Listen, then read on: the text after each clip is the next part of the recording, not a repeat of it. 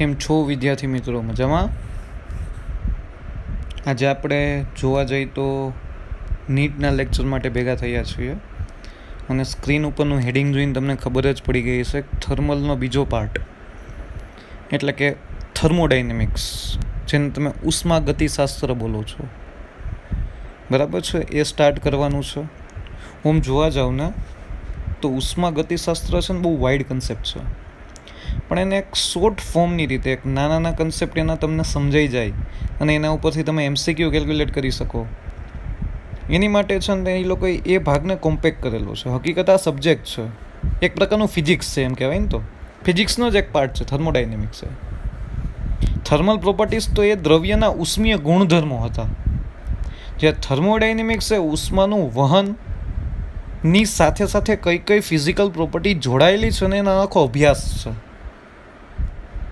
એના માટેના નિયમો છે, કારણ કે ફિઝિક્સ છે, ફિઝિક્સની અંદર જ નિયમ આવે. તો ઉષ્માગતિશાસ્ત્રનો પ્રથમ ક્રમનો નિયમ, શૂન્ય ક્રમનો નિયમ, દ્વિતીય ક્રમનો નિયમ, તૃતીય ક્રમનો નિયમ, અને આ જ ઉષ્માગતિશાસ્ત્ર તમે ઓલરેડી કેમેસ્ટ્રીમાં ભણી ગયેલા છો. પણ આમાં થોડોક કન્સેપ્ટ ચેન્જ આવશે, બહુ વધારે નહીં આવે, બરાબર છે? એ જ વસ્તુ તમે અહીંયા ડિટેલમાં પાછી શીખવાના છો. ઇક્વેશનમાં કંઈ ફેર નહીં પડે. અમુક રાસાયણિક પ્રક્રિયાના અનુસંધાનમાં અમુક ઇક્વેશનમાં અમુક વર્કડન પ્લસ ઓર માઇનસનો ફેર પડશે, બરાબર છે? અહીંયા ફિઝિકલ પ્રોસેસ થાય, યંત્રશાસ્ત્ર છે, ત્યાં રાસાયણિક પ્રક્રિયા થાય, તો એમાં કાર્યની દ્રષ્ટિએ ધન કે ઋણનો ફેર પડશે, બાકી બધું બરાબર છે, બાકી બધું સેમ ટુ સેમ છે.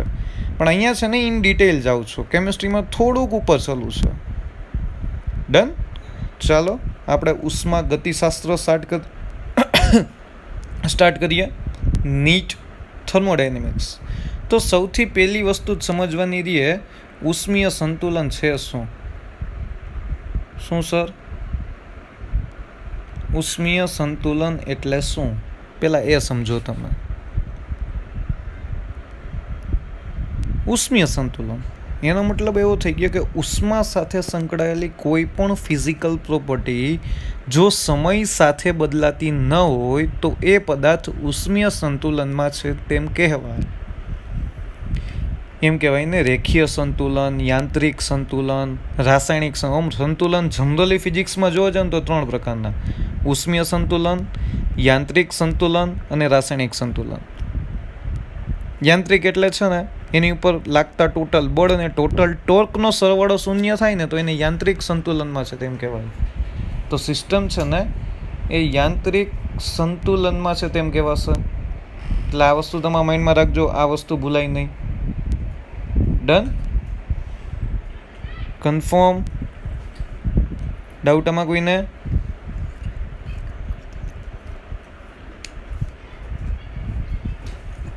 તો અહીંયા તમારી પાસે ઉષ્મીય સંતુલનમાં સૌથી પહેલાં ચર્ચા કરી કે ઉષ્મા સાથે સંકળાયેલી કોઈ પણ ફિઝિકલ પ્રોપર્ટી છે, કોઈ પણ ફિઝિકલ પ્રોપર્ટી છે.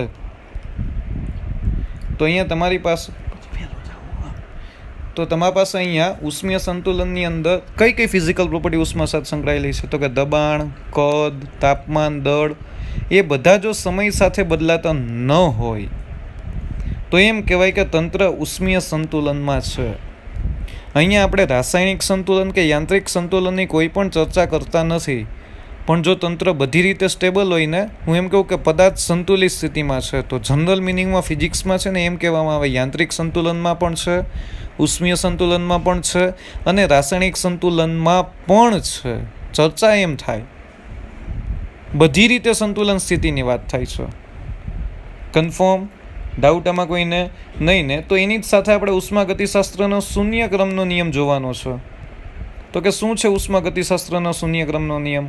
તો કે જ્યારે કોઈ બે તંત્ર, તમને ખબર જ છે છતાં રિવાઇઝ કરી લે છીએ, ત્રીજા તંત્ર સાથે ઉષ્મીય સંતુલનમાં હોય, ધારો કે અહીંયા તંત્ર એ છે, તંત્ર બી છે, તંત્ર એ અને બી અને સી 3 તંત્ર છે ટોટલ જોવા જાવ તો એમ કહેવાય ને એ ને બી વચ્ચે સમોષ્મી દિવાલ છે, એટલે કે ઉષ્માનું વહન એ થી બી કે બી થી એ તરફ નથી થતું. એ બી અને સી વચ્ચે સુવાહક દિવાલ છે, એટલે એનું ઉષ્મીય વહન સી સાથે થાય છે અને બી સાથે થાય છે, બંને સાથે થાય છે. એનો મતલબ એવો થઈ ગયો કે એ સીના કોન્ટેક્ટમાં પણ છે અને બી પણ સીના કોન્ટેક્ટમાં છે. તો એક સમય આવશે એનું સંતુલન સી સાથે જ તપાશે અને બીનું સંતુલન સી સાથે જ તપાશે. તો થયું આમ ને, એ બરાબર સી, બી બરાબર સી, તો એ બરાબર બી. જો કોઈ બે તંત્ર કોઈ ત્રીજા તંત્ર સાથે ઉષ્મીય સંતુલનમાં હોય તો એમ કહેવાય કે આ ત્રણેય તંત્ર એકબીજા સાથે ઉષ્મીય સંતુલનમાં છે. ઓલરેડી એનસીઆરટીમાં બહુ ડિટેલમાં સમજ્યા હતા અને તમને બધાને ખબર છે ચેપ્ટર ચાલુ થાય છે એટલે એનસીઆરટીમાંથી એક વખત રીડ કરી જ જવાનું છે. એના ઇક્વેશન, એના બેઝિક કન્સેપ્ટ છે શું એકચ્યુઅલી, કારણ કે અહીંયા આપણે એમસીક્યુ બેઝિસ ઉપર જાય, નીટ બેઝિસ ઉપર જાય. અહીંયા હકીકતે બહુ ડિટેલમાં જે એનસીઆરટીમાં થિયરી સમજાવી ને એ નહીં સમજીએ. અહીંયા નીટ રિલેટેડ ઇક્વેશન, એની ઉપરથી એના એમસીક્યુ, આ બધી વસ્તુની ચર્ચા કરવાની થશે. ડન. જ્યારે કોઈ બે તંત્ર ત્રીજા તંત્ર સાથે ઉષ્મીય સંતુલનમાં હોય તો ત્રણેય તંત્ર એકબીજા સાથે ઉષ્મીય સંતુલનમાં છે તેમ કહેવાય. આ વસ્તુ તમારા માઇન્ડમાં રાખજો, આ વસ્તુ ભૂલતા નહીં. તો અહીંયા સૌથી પહેલું છે ઉષ્મા. સર ઉષ્માની ચર્ચા તો કઈ રીતથી, પણ પાછી કરીએ. ઉષ્મા છે શું? તંત્રના અને પરિસરના તાપમાનના તફાવતને લીધે જે ઉર્જાનું વહન થાય તેને ઉષ્મા કહેવાય. તંત્ર છે, અહીંયા પરિસર છે. જો તંત્ર અને પરિસર વચ્ચે કોઈ તાપમાનનો તફાવત હોય તો ઉષ્મા એટલે કે એક પ્રકારની ઉર્જાનું વહન થશે. એ ઉર્જાને તમે ઉષ્મા બોલો છો. ઉષ્મા છે ને એક પ્રકારની ઉર્જા જ છે, બીજું કંઈ છે જ નહીં. Heat is in form of energy. Done. Confirm. A feel થશે, તમે જોઈ નહીં શકો. ટેમ્પરેચર ડિફરન્સથી તમને ખબર પડે કે ઉષ્માનું વહન થયું હશે. ઠંડી બોડી છે ગરમ થઈ ગઈ, ગરમ બોડી છે ઠંડી થઈ ગઈ. તો ત્યાંથી તમને ખબર પડશે કે અહીંયા ઉષ્માનું ટ્રાન્સફર અથવા હીટ લોસ અથવા તો હીટ ગેઇન થયો હશે. એટલે ઉષ્માનો કાં વ્યય થયો હશે કાં તો પદાર્થે ઉષ્મા મેળવી હશે. ડન. તો એનો એકમ શું છે? જૂલ. કેલેરી અને જૂલ વચ્ચેનો સંબંધ 1 કેલેરી બરાબર 4.186 જૂલ. ડન. અને ઉષ્મા છે ને એ પાથ ડિપેન્ડન્ટ ફંક્શન છે, એટલે એ માર્ગ પર આધારિત છે. તમે કઈ રીતે ઉષ્મા આપો છો ને એ પણ મહત્વનું છે ત્યાં, એટલે એ માર્ગ પર આધારિત છે. ડન. જો કોઈ તંત્ર છે એ ઉષ્મા શોષે તો એની ઉષ્મા ધન હોય, જો ઉષ્મા ગુમાવે તો એની ઉષ્મા ઋણ હોય. એ યાદ રાખજે, કોને ધન કહેવાય અને કોને ઋણ કહેવાય. જો તંત્ર ઉષ્મા શોષે તો એ ધન, જો ઉષ્મા ગુમાવે તો ઋણ. કન્ફર્મ. ડન. આ ઉષ્મા છે જે ઓલરેડી આપને ખબર હતી. તો સામે કાર્ય જોઈએ. કાર્ય છે શું? કાર્ય એટલે યંત્રશાસ્ત્ર દ્વારા ઉર્જાનું વહન કરવું. એટલે કોઈ એક યાંત્રિક પ્રક્રિયા કરો છો. સિલિન્ડર ને પિસ્ટન છે, કોઈ એક પદાર્થને તમે ધક્કો મારો છો તો એક ઉર્જાનું બીજી ઉર્જામાં રૂપાંતર થાય છે. ડન. કોઈ એક ઉર્જાનું બીજી ઉર્જામાં રૂપાંતર થાય છે, એને તમે વર્ક બોલો છો. તો work is always in store form of energy. A work છે, કાર્ય છે, એ ઉર્જાના ફોર્મની અંદર જ સ્ટોર થશે બોડીની અંદર, બીજા કંઈ ફોર્મની અંદર સ્ટોર નહીં થાય. એટલે આ વસ્તુ તમારા માઇન્ડમાં રાખજો, આ વસ્તુ ભૂલાય નહીં. વર્કનો એકમ શું છે તમારા પાસે? સર જૂલ છે. બંને સમાન જ છે. ઓલું કંઈક તાપમાનના તફાવતને લીધે પરિસ્થિતિ બદલી, અહીંયા કંઈક છે ને યાંત્રિક પ્રક્રિયા દ્વારા પરિસ્થિતિ બદલી. ડન. એનો એકમ પણ જૂલ છે ને એ પણ માર્ગ પર આધારિત છે. કેની પર આધારિત છે? માર્ગ પર આધારિત છે. હવે જો તંત્ર દ્વારા કાર્ય કરવામાં આવે તો એ ધન કહેવાય, અને તંત્ર પર જે કાર્ય કરવામાં આવે એને તમે ઋણ કહો છો. આ વસ્તુ યાદ રાખજો. જવાબ માઇનસમાં કે પ્લસમાં આવે એટલે તમારે સમજવાનું કે અહીંયા તંત્ર દ્વારા કંઈક કાર્ય થાય છે કે અહીંયા તંત્ર પર કાર્ય થાય છે. આ વસ્તુ ભૂલાવી જોઈએ નહીં. તંત્ર દ્વારા થતું કાર્ય ધન, તંત્ર પર જે કાર્ય થાય એને તમે ઋણ બોલો છો. આ વસ્તુ તમારા માઇન્ડમાં રાખજો, આ વસ્તુ ભૂલાય નહીં. ત્યારબાદ આવે છે મહત્વનો ટોપિક આંતરિક ઉર્જા, જેને આપણે છે ને દર વખતે ઇગ્નોર કરી છે. કારણ કે પદાર્થ જો કંઈક કામ કરે છે ને કાર્ય કરે છે ને તો સર હું અહીંયા કંઈક બાહ્ય બળય નથી આપતો, ઉષ્મય નથી આપતો, છતાં પદાર્થ ઘણી વખત એવું થાય કોઈક સિસ્ટમ એવી મેળે કાર્ય કરતી હોય, તમારી બોડી, તો એ બોડી પાસે છે ને કંઈક આંતરિક ઉર્જા છે, એના અણુઓ પાસે કંઈક ઉર્જા છે, જેને તમે એ પદાર્થની આંતરિક ઉર્જા સ્વરૂપે તમે દર્શાવો છો. તમે કોઈ પણ બોડીને કંઈક આપો ને તો એ બોડી તમે જે આપશો ને એટલું જ સામે કાર્ય નહીં આપે. સર તમે નજીક જાઓ છો કોની? થર્મોડાયનેમિક્સના પ્રથમ ક્રમની નજીક જાઓ છો. કોઈ પણ બોડીને હીટ આપો છો એ સામે કાર્ય આપે છે, આપે જ ને, કારણ કે તમારું એન્જિન, ઉષ્મા એન્જિન, તમે એને હીટ આપો છો, એ સામે કાર્ય આપે છે, ગાડી ચાલે છે. પણ હંમેશા યાદ રાખજો, વતલો પાર્ટ છે ને એ આંતરિક ઉર્જા છે. તમે જેટલી હીટ આપો ને, એટલે તમે જેટલી ઉષ્મા ઉર્જા આપી એનું સંપૂર્ણ કાર્યમાં રૂપાંતર નહીં થાય. એ બોડી કંઈક વચ્ચે છે ને એનું આંતરિક ઉર્જા સ્વરૂપે સંગ્રહ કરશે. આંતરિક ઉર્જા અને કાર્યનો સરવાળો તમારો ઉષ્મા ઉર્જા બરાબર થાય, જેને થર્મોડાયનેમિક્સનો તમે પ્રથમ ક્રમનો નિયમ બોલો છો. એટલે આંતરિક ઉર્જા હકીકતે છે શું? એ તંત્રના અણુઓની ગતિ ઉર્જા અને સ્થિતિ ઉર્જાનો સરવાળો છે. આંતરિક ઉર્જા એ તંત્રના અણુઓની ગતિ ઉર્જા અને સ્થિતિ ઉર્જાનો સરવાળો છે. આ વસ્તુ તમારા માઇન્ડમાં રાખજો, આ વસ્તુ ભૂલાય નહીં. કન્ફર્મ? ડાઉટ આમાં કોઈને નહીં ને? આંતરિક ઉર્જા એ હકીકતે જોવા જાવ તો માર્ગ પર આધારિત નથી. આંતરિક ઉર્જા એ માર્ગ પર આધારિત નથી, માત્ર તંત્રના પ્રારંભિક સ્થાન અને અંતિમ સ્થાન પર જ આધારિત છે. સ્ટેટ ચેન્જ થઈને પહેલા અવસ્થામાં બીજી અવસ્થા, ઇનશોર્ટ અવસ્થા પર આધારિત છે. એક અવસ્થામાંથી બીજી અવસ્થામાં કઈ રીતે પહોંચ્યા તેની પર એ આધાર નથી રાખતું. એક અવસ્થામાંથી બીજી અવસ્થામાં કેવી રીતે પહોંચ્યા, બરાબર છે, કયા માર્ગે ગયા છો, એને આંતરિક ઉર્જા સાથે કોઈ લેવા દેવા જ નથી. મારી પાસે પહેલાં આંતરિક ઉર્જા 30 જૂલ હતી, હવે મારી પાસે 60 જૂલ છે. 30માંથી 60 કેમ થઈ? Doesn't matter. એટલે જ કહેવાય છે ને આંતરિક ઉર્જા માર્ગ પર આધારિત નથી. જ્યારે ઉષ્મા અને કાર્ય છે ને એ પાથ ડિપેન્ડન્ટ ફંક્શન છે, એની ઉપર આધાર રાખે છે. આ વસ્તુ તમારા માઇન્ડમાં રાખજો, આ વસ્તુ ભૂલાય નહીં. એટલે આંતરિક ઉર્જામાં થતો વધારો ધન હોય અને એમાં થતો ઘટાડો હંમેશા કેટલો હોય? તો કે ઋણ હોય. આ વસ્તુ કોઈ દિવસ ભૂલાય નહીં.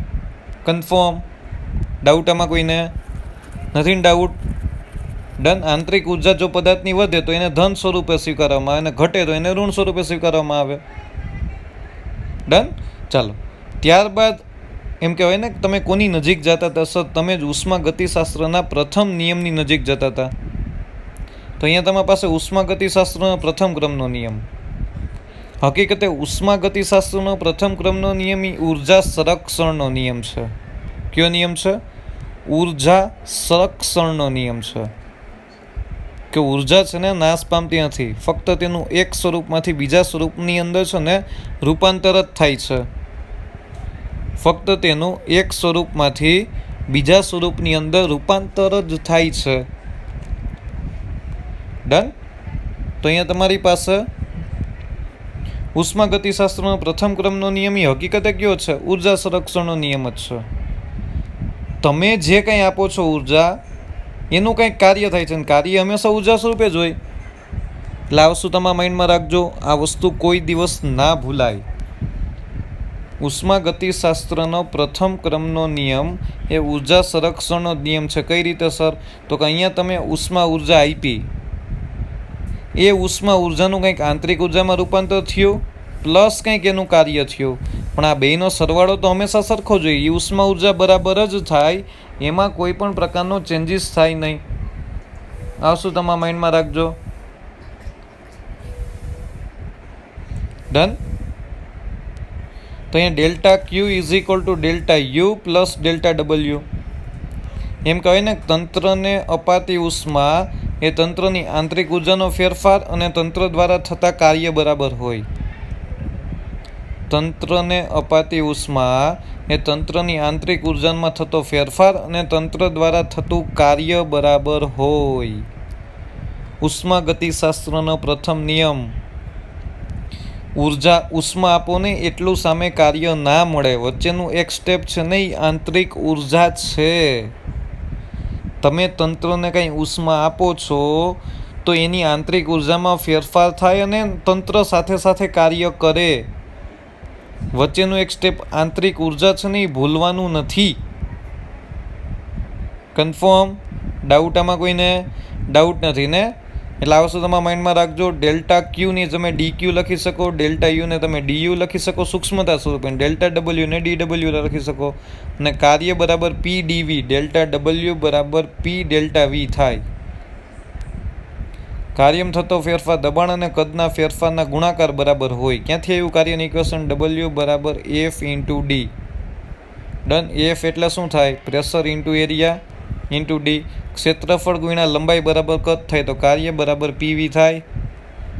ડન. કાર્યમાં થતો ફેરફાર દબાણ અચળ હોય તો અહીંયા કદના ફેરફાર જેટલું હોય એટલે delta W is equal to P delta V. એટલે આ વસ્તુ તમારા માઇન્ડમાં રાખજો, ભૂલાય નહીં. કન્ફર્મ? ડાઉટ આમાં કોઈને નથી ને? ચાલો અહીંયાથી આપણે જોઈએ વિશિષ્ટ ઉષ્માધારિતા. જી ખબર જ છે તમને, વિશિષ્ટ ઉષ્માધારિતા કોને કહેવાય? તો કે સર કોઈ પદાર્થનું તાપમાન અથવા તો 1 ગ્રામ પદાર્થનું તાપમાન 1 ડિગ્રી જેટલું સેન્ટીગ્રેડ જેટલું વધારવા માટે આપવી પડતી ઉષ્માના જથ્થાને વિશિષ્ટ ઉષ્મા કહેવાય. ડન. એ પદાર્થની વિશિષ્ટ ઉષ્મા અત્યાર સુધી એસ લેતા, આપણે તો સી લેતા, જે બોલો એ.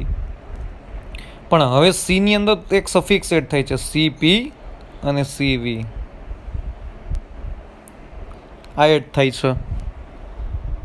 તો કે સર અહીંયા સીપી શું છે અને સીવી શું છે? તો કે પી એટલે અચળ દબાણે વિશિષ્ટ ઉષ્માધારિતા અને વી એટલે અચળ કદે વિશિષ્ટ ઉષ્માધારિતા. એક અચળ દબાણે વિશિષ્ટ ઉષ્માધારિતા છે, એક અચળ કદે વિશિષ્ટ ઉષ્માધારિતા છે. એટલે આ વસ્તુ તમારા માઇન્ડમાં રાખજો, આ વસ્તુ ભૂલાય નહીં. કન્ફર્મ? ડાઉટ આમાં કોઈને? ડાઉટ નથી ને? ફેરફાર એટલો જ રહેશે, ક્યુની ઇક્વેશન એમનેમ રહેશે, પણ ક્યુ બરાબર એમ સી ડેલ્ટા ટી હતું ને, અહીંયા સીની જગ્યાએ સફિક્સમાં સીપી અને સીવી આવશે. તમે ઉષ્માનો ફેરફાર કરો છો કંઈક અચળ દબાણે અને ઉષ્માનો ફેરફાર કરો છો કંઈક અચળ કદે. ડન. એ બે વસ્તુ તેમાં એડ થઈને આવશે. એટલે આ વસ્તુ તમારા માઇન્ડમાંથી જાય નહીં, આ વસ્તુ તમારા માઇન્ડમાં યાદ રાખજો. તો કેમ કહેવાય ને, પદાર્થની અવસ્થામાં થતો ફેરફાર. ચાલો યાદ કરો તો, દ્રવ્યના ઉષ્મીય ગુણધર્મોની અંદર પદાર્થ જ્યારે અવસ્થા બદલે ને ત્યારે તાપમાન અચળ રહે સર. ત્યારે થતો ઉષ્માનો ફેરફાર ક્યુ બરાબર ml જેટલો હોય, જેને તમે એની ગુપ્ત ઉષ્મા બોલો છો, લેટેન્ટ હીટ બોલો છો. જ્યારે પદાર્થ પોતાની અવસ્થા બદલે, યસ સર, અવસ્થા બદલે ત્યારે હંમેશા યાદ રાખજો તાપમાન અચળ રહે, માત્ર ઉષ્માનો ફેરફાર થાય. તે ઉષ્માનો ફેરફાર કેટલો હોય? ક્યુ બરાબર ml જેટલો હોય. અચળ તાપમાન થતા ઉષ્માના ફેરફારને તમે લેટેન્ટ હીટ એટલે કે ગુપ્ત ઉષ્મા બોલો છો. એ પછી બરફમાંથી પાણી થતું હોય કે પાણીમાંથી બરફ થતું હોય, કે પછી પાણીમાંથી વરાળ બનતું હોય કે વરાળમાંથી પાણી બનતું હોય, કોઈ પણ અવસ્થા માટે ગુપ્ત ઉષ્મા હોય. 100 ડિગ્રી સેન્ટીગ્રેડ તાપમાને પાણી હોય અને 100 ડિગ્રી સેન્ટીગ્રેડ તાપમાને વરાળ પણ હોય. પણ માત્ર નાના એવા ઉષ્માના તફાવતથી છે ને પદાર્થે પોતાની અવસ્થા બદલાવી છે. શું બદલાવી છે? અવસ્થા બદલાવી છે. બરફ માટે ગલન ગુપ્ત ઉષ્મા હોય ને પાણીને વરાળ માટે ઉત્કલન ગુપ્ત ઉષ્મા હોય. આ વસ્તુ ભૂલાય નહીં. અને આપણું મોસ્ટ પોપ્યુલર ઇક્વેશન, જો પદાર્થના તાપમાનના ફેરફારના લીધે છે ને ઉષ્મીય ફેરફાર થાય, એટલે કે તાપમાન જુદું જુદું હોય બે છેડાનું, અહીંયા T1 તાપમાન છે, T2 તાપમાન છે, તો અહીંયા તાપમાનનો તફાવત થયો ત્યારે જે ઉષ્મા ટ્રાન્સફર થાય એ કેટલી હોય? ક્યુ બરાબર NCP delta T, NCP delta T અથવા તો NCV ડેલ્ટા ટી. એન એટલે નંબર ઓફ મોલ્સ છે.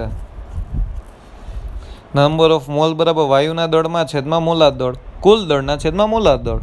તમને ખબર જ છે મોલ કેમ ગોતે, કેમિસ્ટ્રીમાં બહુ સારી રીતે તમે ભણો છો એને.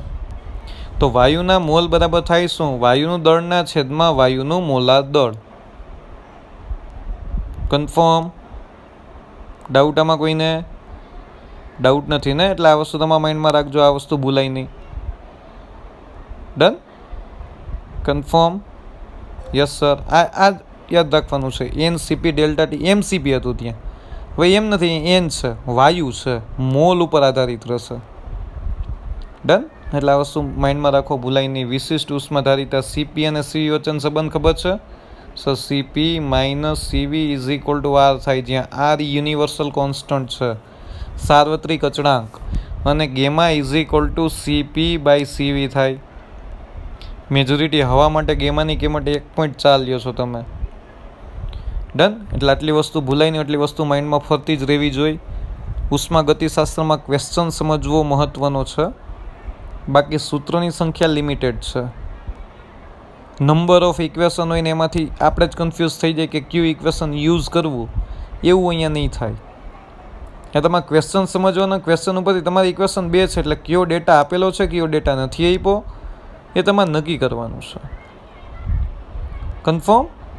એટલે ઉષ્માગતિશાસ્ત્ર સહેલું છે, તમારે એમાં બહુ ટેન્શન લેવાની નીડ નથી. ડન? ચાલો કે good. CP minus CV is equal to R અને gamma is equal to CP by CV. તો અહીંયા જ યુઝો CP minus CV is equal to અને gamma is equal to CP by CV. તમને એક સજેશન આપવાનું છે કે એમ કહેવાય ને એક રિક્વેસ્ટ કરવાની છે, જે ચેપ્ટર પૂરા થઈને એક નોટબુક જે પહેલેથી કહેતો આવ્યો છું, એક નોટબુકની અંદર એને ઇક્વેશનનું લિસ્ટ બનાવતા જાઓ અને 10-10, 15-15 મિનિટ ટાઈમ મળે ત્યારે એ નોટબુકમાંથી એક ચેપ્ટરના ઇક્વેશન વાંચી લેવાના, જેથી કરીને આગળ જતાં તમને ફાયદો થાય. જેટલું રિવિઝન વધારે હશે, કારણ કે શું કન્સેપ્ટ યાદ હોય ને સૂત્ર યાદ નથી તોય શું કરવાનું, તોય લોચો થાય ને. એટલે પ્લીઝ રિક્વેસ્ટ છે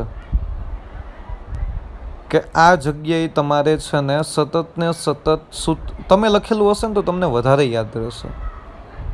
એટલે હું તમને કહું છું, બાકી પેજ ફેરવીને તમે દરેક ચોપડીમાંથી દર વખતે તમે છે ને ઇક્વેશનનું લિસ્ટ ચેક કરો એ વેલિડ નથી, ટાઈમ વેસ્ટિંગ પ્રોસેસ છે અને આખી બુક તમને હાથમાં લેવાની ઈચ્છા પણ નહીં થાય. તો અહીંયા તમારે શું કરવાનું છે? તમારે કાંઈ નથી કરવાનું. જે ચેપ્ટર પૂરું થયું એને ઇક્વેશનનું લિસ્ટ બનાવો અને જ્યારે તમે સૂવો એની 10 મિનિટ પહેલાં ઉઠો ત્યારે પહેલી 10 મિનિટમાં 1 કે 2 ચેપ્ટરની ઇક્વેશન લિસ્ટ એમને વાંચી જાઓ. ઓલરેડી મગજમાં છે ને એ છપાતું જશે. ડન? એટલે તમને એ વસ્તુનું ટેન્શન નહીં આવે. કન્ફર્મ? કારણ કે જેટલું તમને મુહાવરો વધારે હશે ને એટલું તમને ટેન્શન ઓછું થતું જશે. ના, મને આવડે જ છે, કન્ફર્મ છે, મને યાદ છે. સેમ ટુ સેમ ગુજરાત બોર્ડમાં કરો ને, 12મું ચાલે છે એમાં ગુજરાત બોર્ડમાં કરો ને તો વધારે સારું, બહુ સારું. તો ડન? લાસ્ટ તમારા માઇન્ડમાં રાખજો. ડન? બંધ કરી દીધું સાહેબ તમે. તો અહીંયા તમારી પાસે છે ને આટલા ઇક્વેશન છે. થર્મોડાયનેમિકનો શૂન્ય ક્રમનો નિયમ, થર્મોડાયનેમિક્સનો પ્રથમ ક્રમનો નિયમ અને વિશિષ્ટ ઉષ્માધારિતા. એના બેઝિસ ઉપર આપણે MCQ કેલ્ક્યુલેટ કરીએ છીએ. પછી આના પછીના કન્સેપ્ટમાં છે ને થર્મોડાયનેમિક પ્રક્રિયાઓ આવે છે. જુદી જુદી પ્રક્રિયાઓ માટે તમારે સમોષ્મી પ્રક્રિયા, સમદાબી પ્રક્રિયા, સમતાપી પ્રક્રિયા, આ બધી પ્રક્રિયાઓ પરથી તમારે એને MCQ કેલ્ક્યુલેટ કરવાના છે, જેમાં એમાં નંબર ઓફ MCQs વધારે છે, એમાં વેરાયટી વધારે છે. પછી તો તમારી પાસે simple refrigerator and Carnot engine આવે છે. એમ કહેવાય ને કે ઉષ્મા એન્જિન અને રેફ્રિજરેટર અને છેલ્લે કાર્નોટ એન્જિન. ડન? ત્યાં સુધી તમારા માઇન્ડમાં રાખજો. ચાલો નેક્સ્ટ MCQ નંબર 1, આ ચેપ્ટરનો પહેલો MCQ. હવા 2 એટમોસ્ફિયરિક દબાણે 50 લીટરથી 150 લીટર સુધી પ્રસરે છે, તો થતું કાર્ય શોધો. હવા 2 એટમોસ્ફિયરિક દબાણે 50 લીટરથી 150 લીટર સુધી પ્રસરે છે, થતું કાર્ય શોધો. મેં તમને કાર્યનું 1 એટમોસ્ફિયર બરાબર 10⁵ ન્યૂટન પર મીટર. તો કાર્ય બરાબર મેં તમને ઇક્વેશન આપ્યું હતું W બરાબર P delta V. P 2 atmospheric છે, તો 2 એટમોસ્ફિયરિકને તમારે કન્વર્ટ કરવું હોય તો 2 × 10⁻5 થાય, સોરી +5, 2 × 10⁻5 થાય. Yes sir. ડેલ્ટા V એટલે કદમાં થતો ફેરફાર. આ લીટર એટલે કદ જ હોય ને, 150 - 50 એ તમારો કદમાં થતો ફેરફાર થયો. W બરાબર 2 × 10⁵ 150 - 50 બરાબર 2 × 10⁴ જૂલ. 2 × 10⁴ જૂલ. W બરાબર FD, મેં તમને હમણાં કીધું હતું, F બરાબર P × A લખાય × D. Done? Area into length is equal two volume. Done?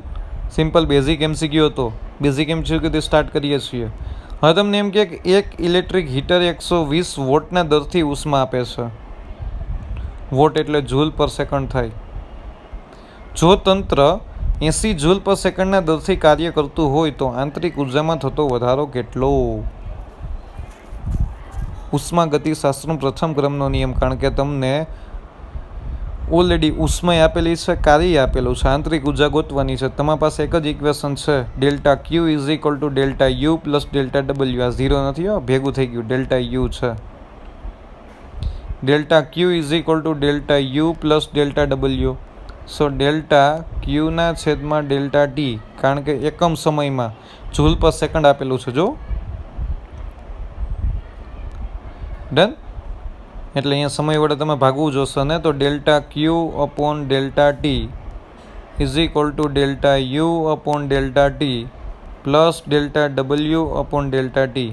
તો delta Q upon delta T 120 આપ્યું છે, આ શોધવાનું છે. આ આપેલું છે કંઈક તમારી પાસે 80. Delta U upon delta T plus 80, plus 80 ઓલી બાજુ જાય તો 120માંથી 80 બાદ થયા એટલે 40 જૂલ પર સેકન્ડ થાય. ચાર્યો 46 જૂલ પર સેકન્ડ. ડન.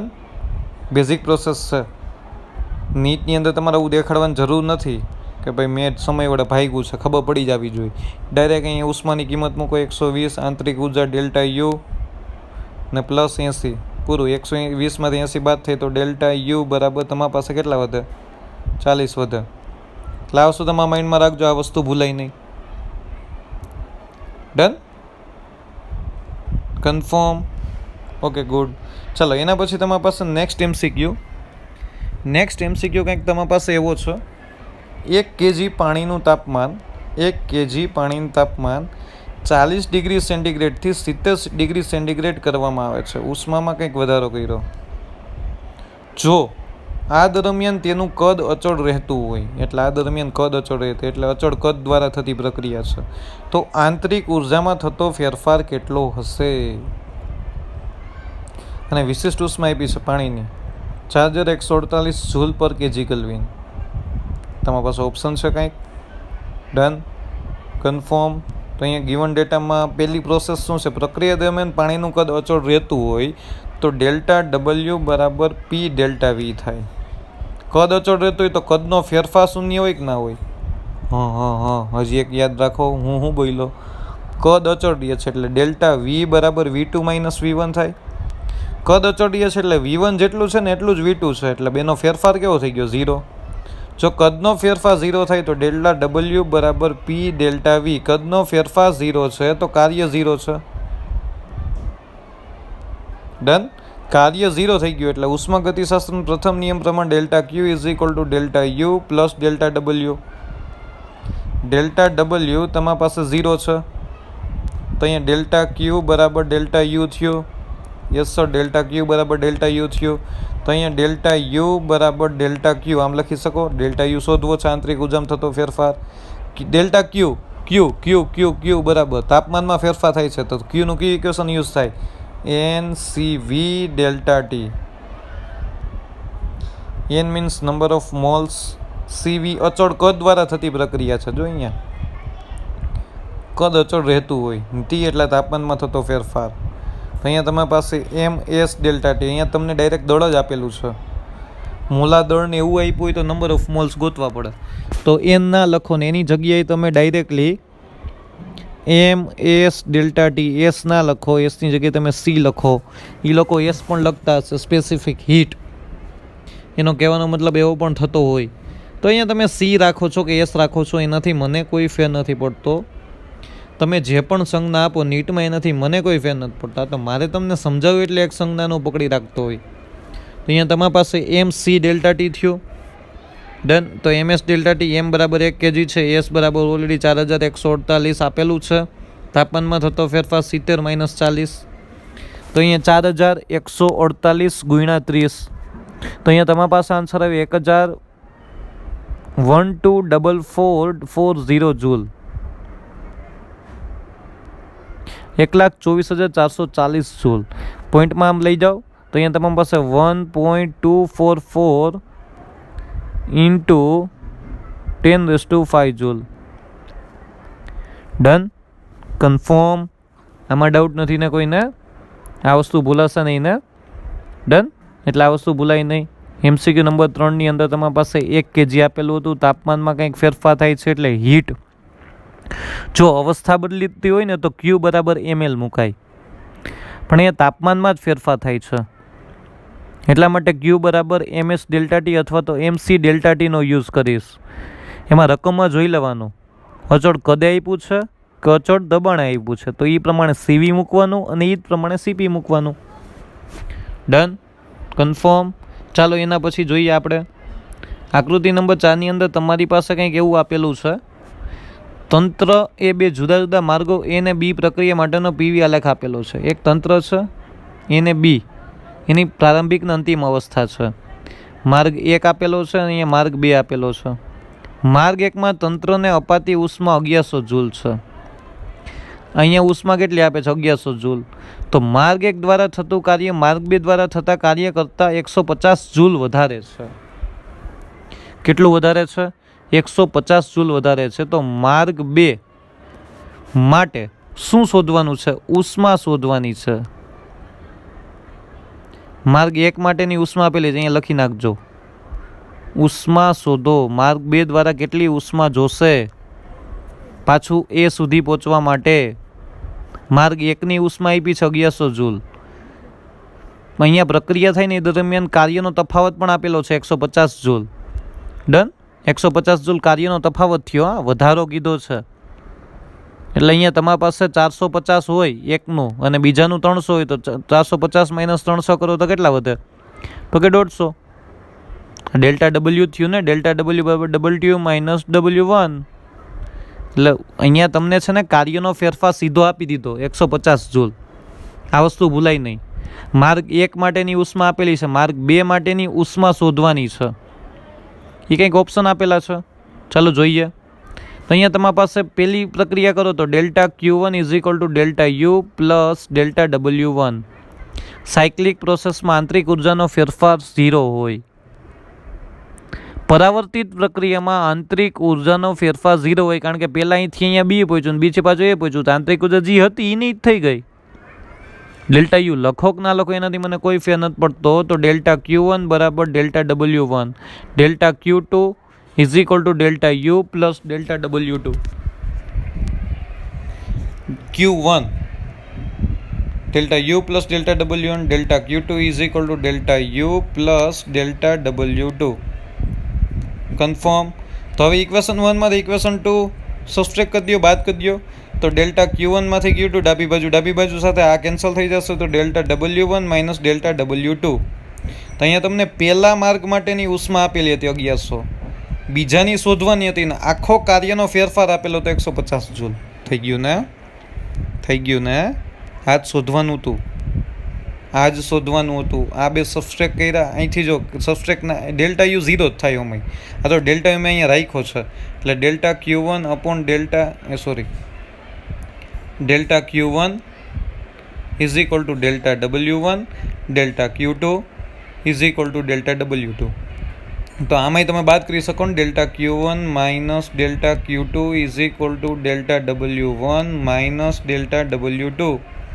આના બરાબર 150 છે, ભૂલાય નહીં. એટલે 1100 minus delta Q2 is equal two 150. તો 1100માંથી 150 જાય તો અહીંયા ડેલ્ટા Q2 બરાબર કેટલા થાય? તો કે અહીંયા 950 જૂલ વધે. કેટલું વધે? 950 જૂલ વધે. એટલે કે બીજી પ્રક્રિયામાં, એટલે માર્ગ 2માં, એટલે કે અહીંયા તમારે આકૃતિમાં જોવા જાવ તો બી થી એ સુધી પહોંચવા માટે કેટલી ઉર્જાની જરૂર પડશે? તો કે 950 જૂલ. એથી બી સુધી પહોંચવા માટે કેટલી ઉષ્માની જરૂર પડી? તો કે 1100 જૂલ. આ વસ્તુ ભૂલાય નહીં. Confirm, done, okay, good. ચાલો, અહીંયા એ જ રીતે વાયુનું મોલાદણ એમ છે, તો અચળ દબાણે તે વાયુની વિશિષ્ટ ઉષ્માધારિતા કેટલી? વિશિષ્ટ ઉષ્માધારિતા જોઈ છે અચળ દબાણે. અહીંયા આવો જ ક્વેશ્ચન છે ને, આમ કહી શકે કે અચળ કદે. બે અહીંયા સોલ્યુશન કરેલા છે મેં. આના ક્વેશ્ચનમાં અચળ દબાણની જગ્યાએ અચળ કદ કહી શકે છે. ડન. તો અહીંયા જોઈએ પહેલાં તો CP minus CV is equal to R. તમારામાં જ CP જોઈએ છે, CP જોઈએ છે. તો આખા સમીકરણને CP વડે ડિવાઈડ કરી દો. સર આને CP વડે ડિવાઈડ કરું તો અહીંયા divided by CP cancel. CV upon CP is equal to R upon CP થાય કે ના થાય? તો તમને ખબર છે CV અપોન CP બરાબર 1 અપોન ગેમા થાય, કારણ કે CP by CV is equal to gamma. તો CV upon CP is equal to 1 upon gamma થાય. તો આની જગ્યાએ CV અપોન CP બરાબર મેં શું મૂક્યું? 1 અપોન ગેમા મૂકી દીધું. શું મૂક્યું? 1 અપોન ગેમા. ને અહીંયા R upon CP. Done. LCM લઈ લ્યો. તો તો અહીંયા gamma -1 upon gamma is equal to R upon CP. સીપીને કરતા બનાવો તો સીપી બરાબર ગેમા આર અપોન ગેમા -1. અચળ દબાણે વિશિષ્ટ ઉષ્માધારિતા in form of gamma. Constant pressure specific heat in form of gamma. ગેમાના સ્વરૂપમાં તમને કંઈક સીપીનું ઇક્વેશન મળ્યું. આ જ રીતે જો અચળ કદ કીધું હોય ને, અહીંયા અચળ કદ કીધું છે સીવી જોઈ, તો આખા ઇક્વેશનને સીવી વડે ભાગો. જો અહીંયા ભાગ્યું છે આ જ રીતે, આ વધારાનું છે, આપણે તો આનું જ કામ છે. તો CP upon CV -1 is equal to R upon CV. CP by CV is equal to gamma જ થાય. સો અહીંયા તમારી પાસે gamma -1 is equal to R upon CV. તો CV is equal to R upon તમારી પાસે ગેમા -1 આન્સર આવે. CV is equal to R upon gamma -1. Confirm? Doubt આમાં કોઈને? ડાઉટ નથી ને? CV is equal to R upon gamma -1. CV is equal to R upon gamma -1. CP is equal to gamma R upon gamma -1. તમારી પાસે વિશિષ્ટ ઉષ્માધારિતા છેદમાં molar દળ થાય. ટોટલ ઉષ્માધારિતા બરાબર એમ ઇન્ટુ સી થાય.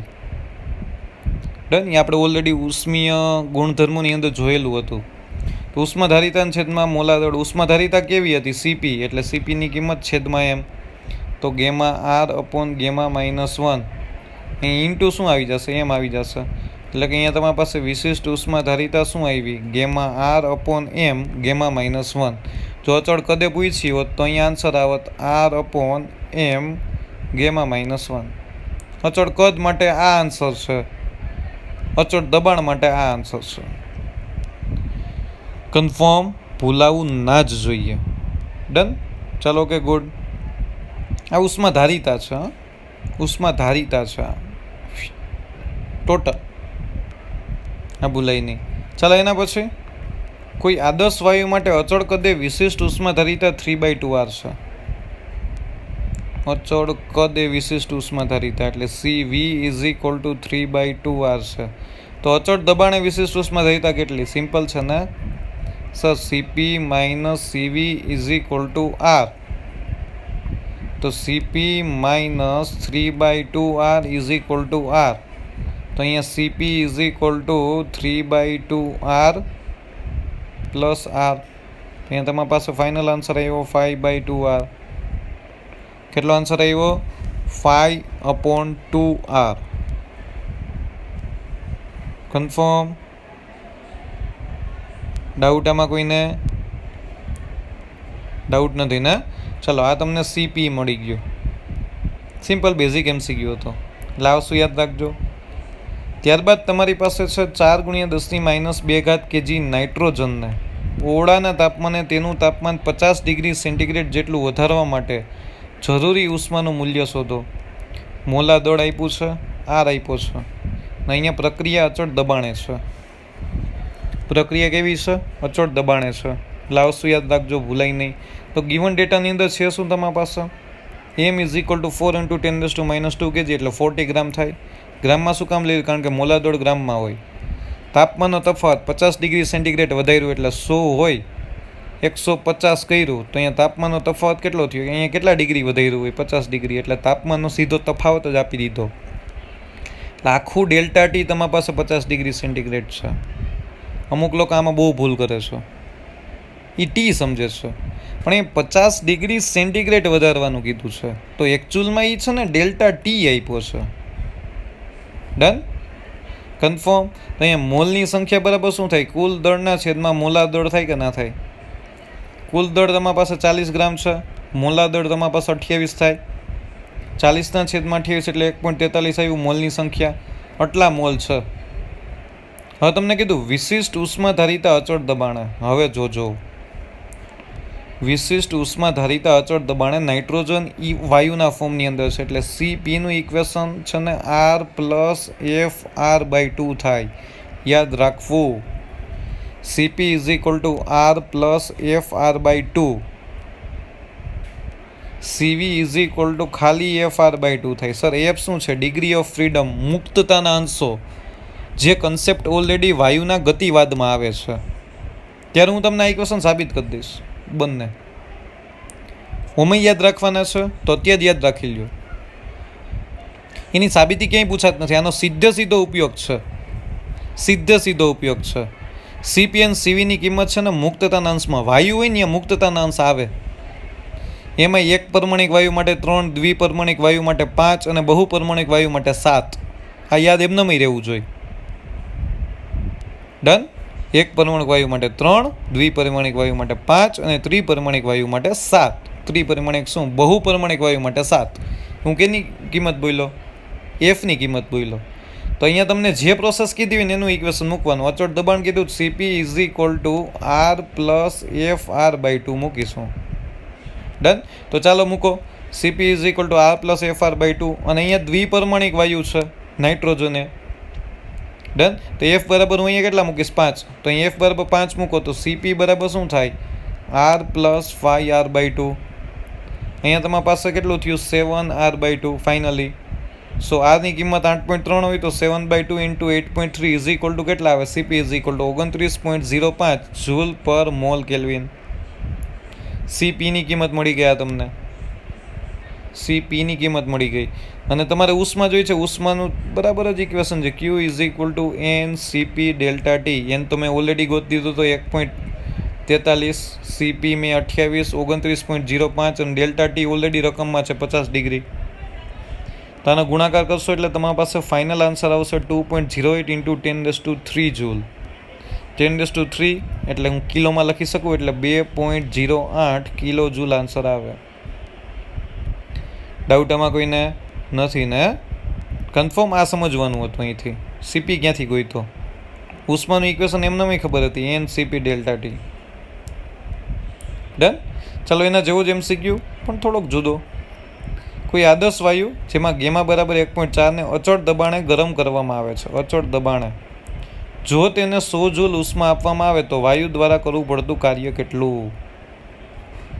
ડન. તો અહીંયા ડેલ્ટા ક્યુ બરાબર એન સીપી ડેલ્ટા ટી અથવા ડીટી લખો, ડેલ્ટા ટી લખો, કોઈ ફેર નથી પડતો. આંતરિક ઉર્જા બરાબર એન સીવી ડેલ્ટા ટી. કારણ કે આંતરિક ઉર્જાનો ફેરફારની વાત કરીએ તો અહીંયા તમારે પ્રક્રિયા અચળ કદે થાય. ડન. તો અહીંયા જોજો બહુ શાંતિથી. ડેલ્ટા ડબલ્યુ જોતું હોય તો ડીક્યુ માઇનસ ડીયુ થાય. આ ઉર્જા છે ને આ ઉર્જા છે, બે ઉર્જા જ છે. તો અહીંયા તમારી પાસે N CP DT minus N CV DT. તો એન ડીટી કોમન નીકળે તો એન ડીટી કોમન નીકળ્યું. કાઉન્સમાં શું વધ્યું? CP minus CV. શું વધ્યું? CP minus CV. કારણ કે એકેય ડેટા મને આપ્યો જ નથી. ખાલી રકમની અંદર છે ને ગેમા જ આપ્યો છે. મારે ગમે એમ કરીને ગેમાના ફોર્મમાં ઇક્વેશન લઈ જવું પડે. એટલે હું છે ને મેથેમેટિકલ પ્રોસેસ કરું છું, બીજું કંઈ કરતો નથી. ડન. કન્ફર્મ. તો ડેલ્ટા ક્યુ બરાબર ડેલ્ટા યુ, ડેલ્ટા ડબલ્યુ બરાબર delta Q minus delta you થઈ ગયું. તો ડી ડબલ્યુને ડી ક્યુ વડે ભાગો. આ ડી ડબલ્યુ મળ્યું એને ડી ક્યુ વડે ભાગ્યું. તો ડી ડબલ્યુની કિંમત શું છે? આ રહી N CP minus CV dT. અને ડી ક્યુની કિંમત શું છે? N CP dT. N cancel, dT dT cancel. તો વધ્યું શું? CP minus CV upon CP. છેદ સેપરેટ કરી દો. તો સીપીના છેદમાં સીપી માઇનસ સીવીના છેદમાં સીપી. હા કે ના? તો અહીંયા સીપીના છેદમાં સીપી 1 થાય માઇનસ સીવી અપોન સીપી. તો આ ઇક્વેશન શું બન્યું? ડી ડબલ્યુના છેદમાં d Q is equal to 1 minus CV upon CP. D Q આપ્યું જો 100 જૂલ અને સીવી અપોન સીપી બરાબર 1 અપોન ગેમા થાય. ગેમાય આપેલો છે તો ડી ક્યુની જગ્યાએ 100 મૂક્યું, સીવી અપોન સીપીની જગ્યાએ 1 અપોન ગેમા મૂક્યા અને કંઈક તમારી પાસે 1 માઇનસ 0.4 અપોન 1.4, 4 અપોન 14. સો 2/7 થયું. સો ડી ડબલ્યુ કાર્ય જોતું હતું. ડી ડબલ્યુ બરાબર 100 ગુણ્યા 2/7. એટલે અહીંયા તમારી પાસે ફાઇનલ આન્સર આવ્યો 28.57 જૂલ. કેટલો આન્સર આવ્યો? 28.57 જૂલ. આ વસ્તુ તમારા માઇન્ડમાં રાખજો, આ વસ્તુ ભૂલાય નહીં. ડન. કન્ફર્મ. ડાઉટ આમાં કોઈને નથી? ડાઉટ? આ વસ્તુ તમારા માઇન્ડમાંથી જાવી ના જોઈએ. મને ખાલી રકમમાં ક્યુ આપ્યો હતો અને મને ખાલી રકમમાં છે ને એ ગેમા આપ્યો હતો. મારે ઇક્વેશન આના ફોર્મમાં જોઈ. તો છેલ્લું મારું ઇક્વેશન જો એના જ ફોર્મમાં છે, dw/dq is equal to 1 - 1 upon gamma. Q છે ને ગેમા છે, કાર્ય મળી જાય કે ના મળી જાય. ત્યાં સુધી મેં મેથેમેટિકલ પ્રોસેસ કરી. કન્ફર્મ? ડાઉટ આમાં કોઈને નથી ને? ચલો કે ગુડ. ત્યાંથી આગળ વધીએ. MCQ number 9.